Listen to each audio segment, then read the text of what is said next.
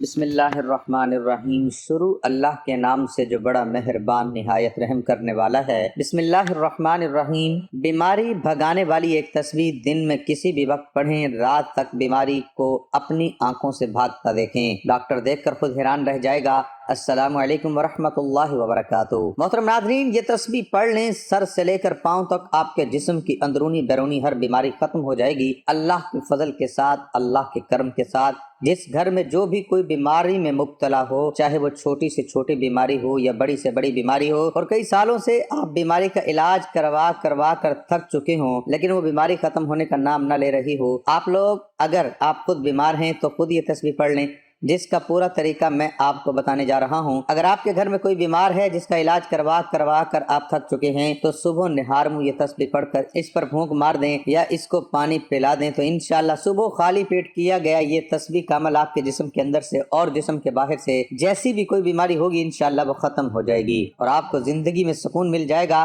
یہ بات تو میرے تمام دیکھنے اور سننے والے بھائی بہنیں جانتے ہیں کہ قرآن مجید کے ہر حرف میں ثواب ہے، تاثیر ہے، شفا ہے اور برکت رکھی ہوئی ہے۔ میرے ایسے وہ تمام لوگ جو دنیاوی طور پر کافی پریشان رہتے ہیں، بیماریوں کے اخراجات کی وجہ سے، خرچوں کی وجہ سے اور بہت زیادہ ذہنی دباؤ کا شکار ہو چکے ہیں، ہر وقت سینے کے اوپر بوجھ سا رہتا ہے، چھوٹی چھوٹی بات پر ذرا سی بات ہوتی ہے تو وہ گھبرا جاتے ہیں، ہر وقت خود کو بے چین محسوس کرتے ہیں۔ انشاءاللہ آج کی خدمت میں جو عمل لے کر حاضر ہوا ہوں اس کو میرے بتائے ہوئے طریقے کے مطابق آپ لوگوں نے کر لینا ہے۔ میں امید کے ساتھ کہتا ہوں کہ آپ کی ہر بیماری ختم ہو جائے گی۔ آپ کا ہر عمل شروع کرنے سے پہلے میں آپ کو ایک بہت اہم بات بتانا چاہتا ہوں کہ جو بھی عمل ہو، وظیفہ ہو، جو ہم آپ کو بتاتے ہیں وہ اللہ کی طرف سے ہی ہوتے ہیں، یعنی جو اعمال آپ لوگ کرتے ہیں وہ اللہ کے کلمات ہوتے ہیں، اللہ کا ذکر ہوتے ہیں، قرآن پاک کے الفاظ ہوتے ہیں، قرآن پاک کی صورتیں ہوتی ہیں جن کی برکت سے، جن کی طاقت سے، جن کے وسیلے سے اللہ پاک شفا عطا فرماتا ہے۔ بہت سے لوگ کہتے ہیں کہ ان وظیفوں میں کچھ نہیں رکھا، ان اعمال میں کچھ نہیں رکھا، تو میری ان سے گزارش ہے کہ کوئی بھی بات ہم اپنی طرف سے نہیں بتاتے، اللہ کا ذکر بتاتے ہیں، قرآن کا وظیفہ بتاتے ہیں جس کو پڑھنے سے شفا وہ پروردگار دیتا ہے۔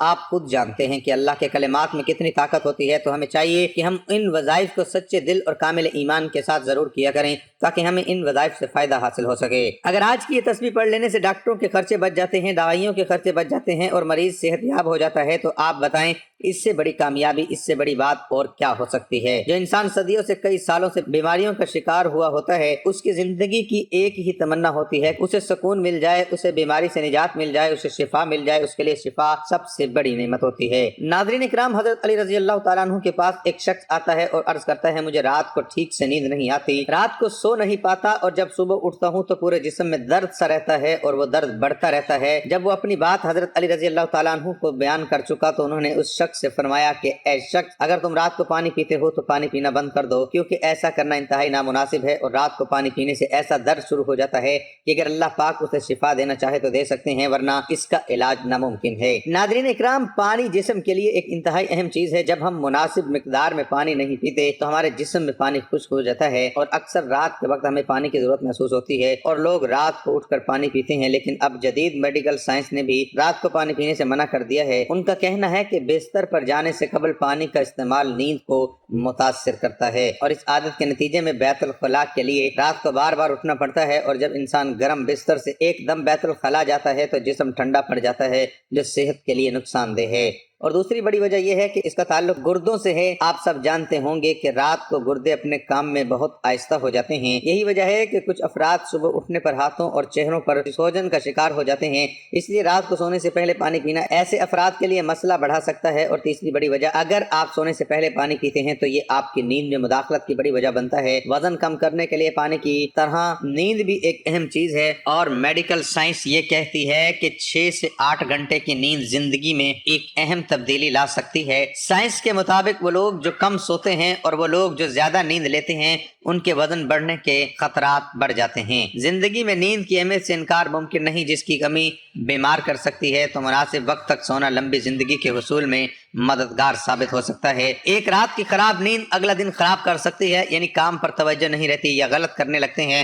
تاہم نیند کی کمی سے قطع نظر اکثر افراد کو ایک عجیب مسئلے کا سامنا ہوتا ہے اور وہ ہے سونے کے بعد آدھی رات کو اچانک آنکھ کھل جانا۔ اللہ تعالیٰ نے رات آرام کے لیے بنائی، رات بھر کی پرسکون نیند انسان کو اگلے دن کے لیے چاق و چوبند کر دیتی ہے۔ انسانی جسم کو اللہ تعالیٰ نے ایک توازن کے ساتھ تخلیق کیا ہے۔ اس توازن میں کسی قسم کا بگاڑ اس کے اندر کسی بگاڑ کی نشاندہی کرتی ہے۔ چینی ماہرین کی تحقیق کے مطابق اگر انسان کی آنکھ رات کے کسی ایک خاص حصے میں ہر روز کھلے تو اس کا واضح مطلب کسی خاص عضو کی خرابی ہو سکتی ہے۔ ناظرین، لیکن اس کے علاوہ بھی بہت سی وجوہات ہو سکتی ہیں کہ رات کو آنکھ کیوں کھلی جاتی ہے، کیونکہ اکثر لوگوں کی شکایت ہوتی ہے کہ ہماری نیند اچھی نہیں ہے اور رات میں کئی مرتبہ ہماری آنکھ کھل جاتی ہے اور اس وجہ سے نیند خراب ہوتی ہے۔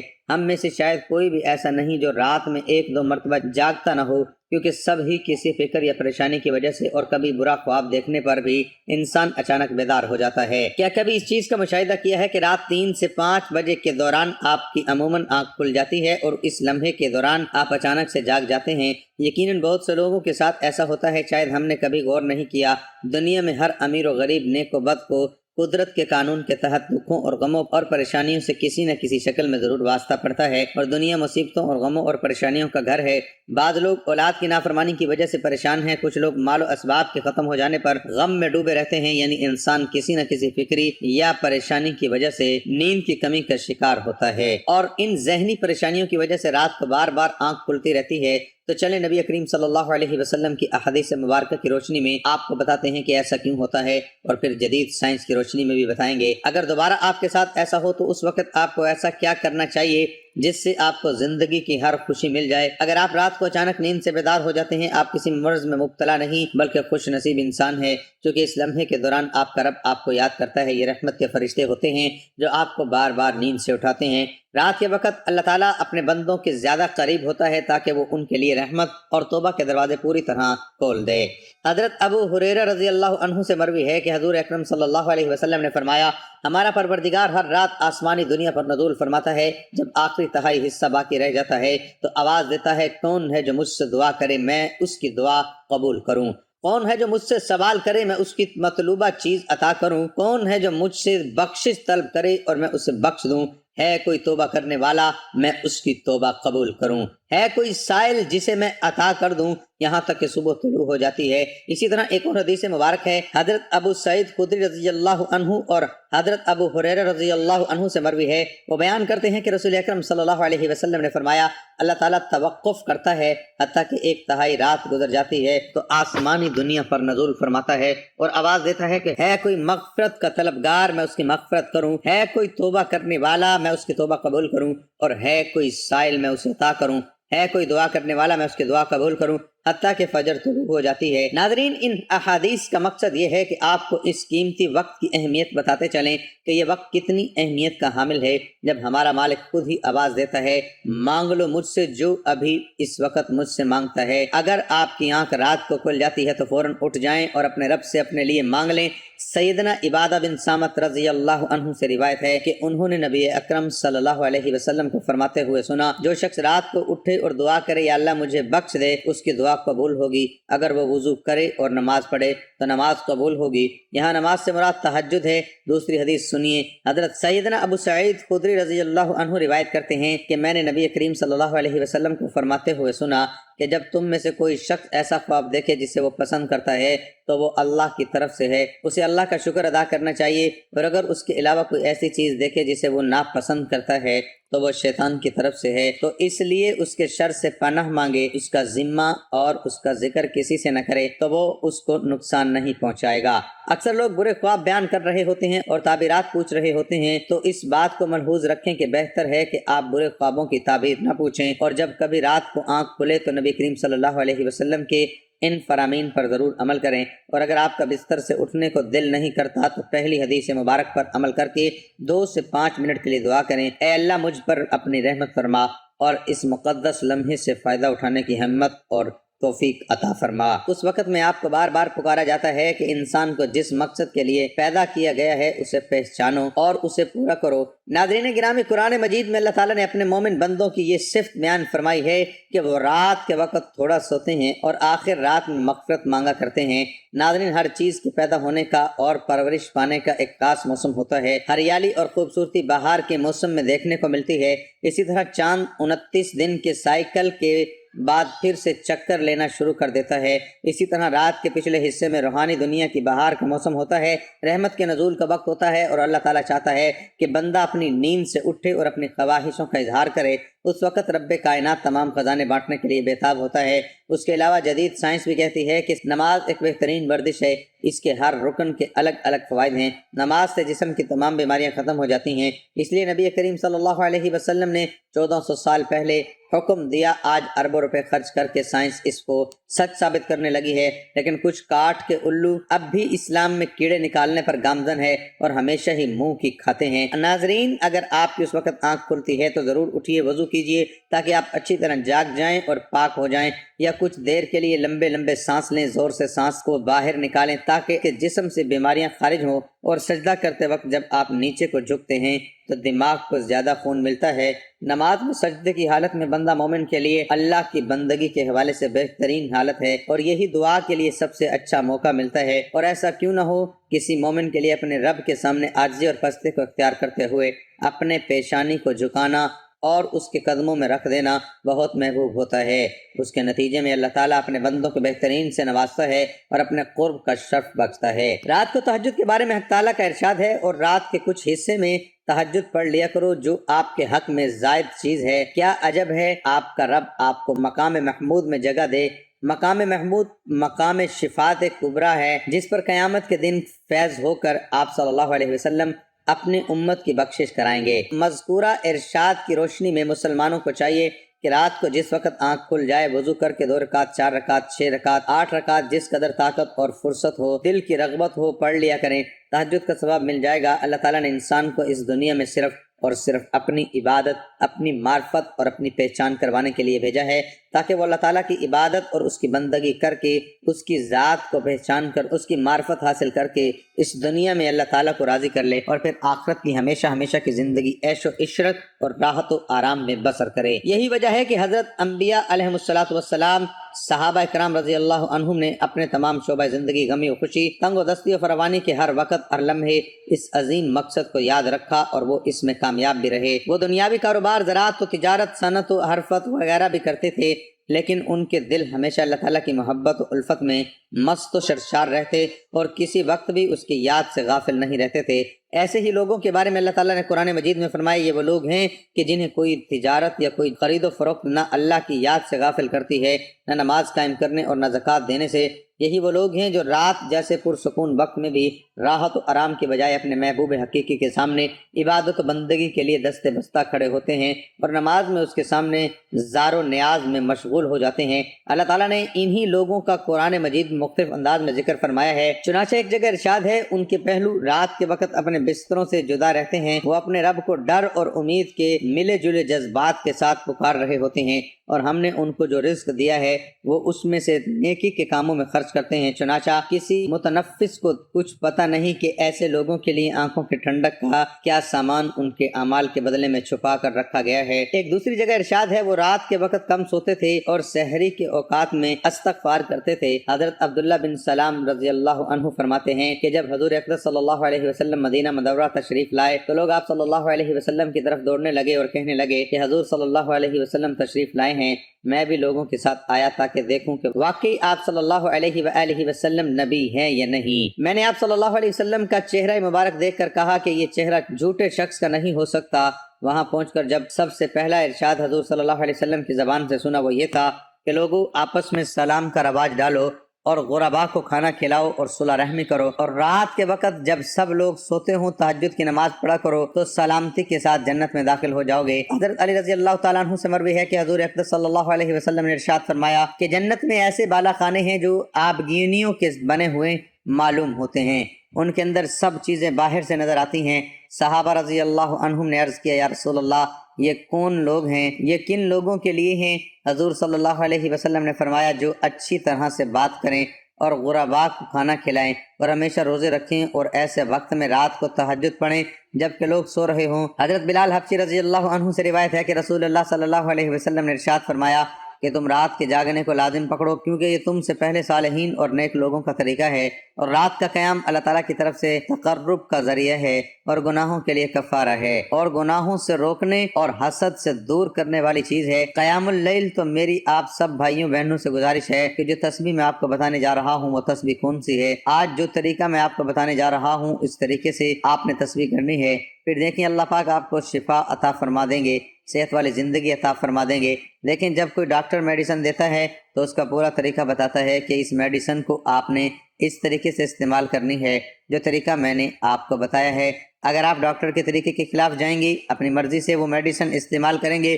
تو ہو سکتا ہے آپ کو اس کا فائدہ حاصل نہ ہو۔ اسی طرح جو طریقہ میں آپ کو بتانے جا رہا ہوں اس طریقے سے آپ نے تسبیح کرنی ہے۔ یقین کریں کائنات میں کسی بھی فرد کو کسی قسم کی بیماری لگ گئی ہو، کوئی ذہنی الجھن ہو یا کوئی قلبی ہے یا قلبی بے چینی ہو، کالا پیلا جادو ہو یا جن آسیب کا سایہ ہو، آج کی یہ تسبیح پڑھنے کے بعد اپنے اندرونی حالات کو بدلتے ہوئے خود دیکھ لو گے، بیماریوں کو زندگی سے جاتے ہوئے دیکھ لو گے۔ اس تسبیح کو آپ لوگوں نے کس طرح سے پڑھنا ہے کہ بڑی توجہ سے نوٹ فرمائیں۔ بیماری بھگانے والی ایک تسبیح دن میں کسی بھی وقت پڑھیں، بیماری کو اپنی آنکھوں سے بھاگتا دیکھیں گے۔ یہ کلمات آپ کو سجود کی حالت میں بیٹھ کر ایک تسبیح پڑھنی ہے، بابدو ہو کر اول و آخر درود شریف کے ساتھ۔ درود شریف چاہے کوئی بھی ہو تو کلمات یہ ہیں، ان کلمات کو آپ نے پڑھنا ہے، انشاءاللہ آپ کی تمام بیماریاں دور ہو جائیں گی۔ بیماری میں پریشان ہو کر انسان روحانی علاج بھی کرنا چاہتا ہے لیکن اسے درست راستہ نہیں ملتا اور ٹوٹکوں میں لگ جاتا ہے۔ ایک مسلمان کی حیثیت سے ہمارے پاس اللہ کے رسول صلی اللہ علیہ وسلم کی دعائیں موجود ہیں جو سب سے زیادہ اثر رکھنے والی دعائیں ہیں، لہذا بیماری کی حالت میں ان کا وسیلہ حاصل کرنا چاہیے۔ یہ طب رسول صلی اللہ علیہ وسلم ہے۔ ابن ماجہ میں اس بارے میں بہت سی دعائیں اور رسول اللہ صلی اللہ علیہ وسلم کے دم فرمانے کا مفصل بیان موجود ہے۔ بخاری شریف اور مسلم شریف کی ایک متفق علیہ حدیث ہے، حضرت سیدنا عائشہ رضی اللہ عنہما نے فرمایا ہے کہ رسول اللہ صلی اللہ علیہ وسلم اپنے گھر والوں کی بیمار پرسی کرتے تو اپنا دایاں ہاتھ مریض کے درد والے حصے پر پھیرتے، یہ دعا پڑھتے، اللہم رب الناس مذہب الباس الشفی انت شافی لا اشافی الا انت شفاء لا یغادر سقما۔ ترجمہ، اے اللہ، اے لوگوں کے پروردگار، اے پریشانی کو دور کرنے والے، تو شفا عطا فرما، تو ہی شفا دینے والا ہے، تیرے سوا کوئی شفا دینے والا نہیں ہے، ایسی شفا جو بیماری کو باقی نہ چھوڑے۔ اس دعا سے پیاری اور عجز کرنے والی دعا اور کون سی ہو سکتی ہے؟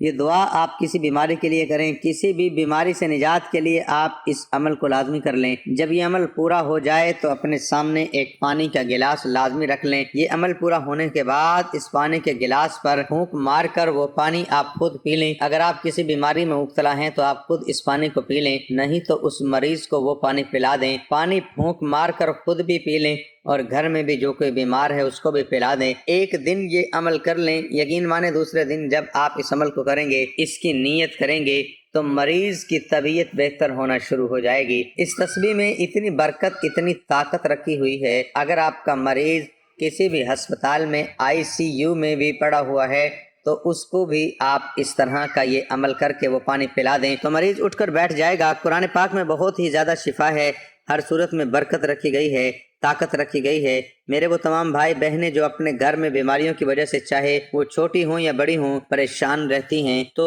آج کا یہ عمل ضرور کر لیں۔ اور ایک بات میری ہمیشہ کے لیے پلے باندھ لیں کہ جسمانی بیماری بہت چھوٹی چیز ہے، اصل بیماری سوچ کی بیماری ہوتی ہے۔ جس طرح دیمک لکڑی کو چاٹ جاتا ہے، اس کو کھا جاتا ہے، اندر سے ہی کھا جاتا ہے، اسی طرح منفی سوچ جو ہوتی ہے وہ بیماریوں کی طرح جسم کو اندر سے کھا جاتی ہے۔ اپنی سوچ کو مثبت رکھیں، پازیٹیو رکھیں۔ سید عالم حضور پر نور صلی اللہ علیہ وسلم نے ارشاد فرمایا، بے شک بہترین دوست اور وفا کرنے والی پاک ذات صرف اللہ کی ہے، ہر شے اللہ تعالیٰ کی ملکیت ہے، جو بھی اسے سچے دل سے پکارتا ہے وہ اس کی داد رسی ضرور کرتا ہے۔ اللہ پاک اس تسبیح کی برکت سے میرے تمام بھائیوں بہنوں کی پریشانیوں کو دور فرمائے۔ اے اللہ، ہم تیرے گناہ گار بندے ہیں، تیرے خطا کار بندے ہیں، ہمارے گناہوں کو معاف فرما، ہماری خطاؤں کو معاف فرما۔ اے اللہ، ہم اپنے اگلے پچھلے صغیرہ کبیرہ سبھی گناہوں، خطاؤں اور نافرمانیوں کی معافی مانگتے ہیں۔ اے اللہ رب العزت، ہم اپنے گناہوں سے توبہ کرتے ہیں، ہماری توبہ قبول فرما۔ اے اللہ، ہم گناہ گار ہیں، سیاہ کار ہیں، بدکار ہیں، تیرے احکام کے نافرمان ہیں، ناشکرے ہیں، لیکن میرے معبود تیرے نام لیوا بندے ہیں، تیری توحید کی گواہی دیتے ہیں، تیرے سوا کوئی عبادت کے لائق نہیں ہے، تیرے سوا کوئی بندگی کے لائق نہیں ہے، تیرے سوا کوئی تعریف کے لائق نہیں ہے۔ ہمارے معبود، ہمارے گناہ تیری رحمت سے بڑے نہیں ہیں، تو اپنی رحمت سے ہمارے گناہ معاف کر دے۔ اے اللہ پاک ہمیں گمراہی کے راستے سے ہٹا کر صراط مستقیم کے راستے پر چلنے والا بنا دے۔ اے اللہ ایسی نمازیں پڑھنے کی توفیق عطا کر جس نماز سے تو راضی ہو جائے۔ زندگی میں ایسے نیک اعمال کرنے کی توفیق عطا کر جن اعمالوں سے تو راضی ہو جائے۔ ہمیں ایسی زندگی گزارنے کی توفیق عطا کر جس زندگی سے تو راضی ہو جائے۔ ایمان پہ زندہ رکھ اور ایمان پہ ہی موت عطا کر۔ اے اللہ ہمیں تیرے احکام کی فرما برداری کرنے والا بنا اور تیرے پیارے حبیب جناب محمد الرسول اللہ صلی اللہ علیہ وآلہ وسلم کے نیک اور پاکیزہ آداب کو اپنانے والا بنا دے۔ اے اللہ ہماری پریشانیوں کو دور کر دے۔ اے اللہ جو بیمار ہیں انہیں شفائے کاملہ عطا فرما۔ اے اللہ جو بے اولاد ہیں انہیں اپنے خزانوں میں سے نیک اور صالح اولاد عطا فرما۔ اے اللہ جن کے جو کام رکے ہوئے ہیں وہ پورے کر دے۔ اے اللہ بچھڑے ہوں کو ملا دے۔ اے اللہ شادی شدہ جوڑوں میں محبت اور خلوص پیدا کر دے اور ان کی زندگیوں میں برکت ڈال دے۔ اے اللہ تمام لڑکے اور لڑکیوں کے نصیب اچھے کر دے۔ اے اللہ جو قرض کے بوجھ تلے دبے ہوئے ہیں ان کا قرض جلد سے جلد ادا کروا دے۔ اے رب العزت شیطان سے ہماری حفاظت فرما۔ اے اللہ حلال رزق کمانے کی توفیق عطا فرما۔ اپنا بہت سارا خیال رکھیں، اپنی دعاؤں میں یاد رکھیں۔ اللہ حافظ۔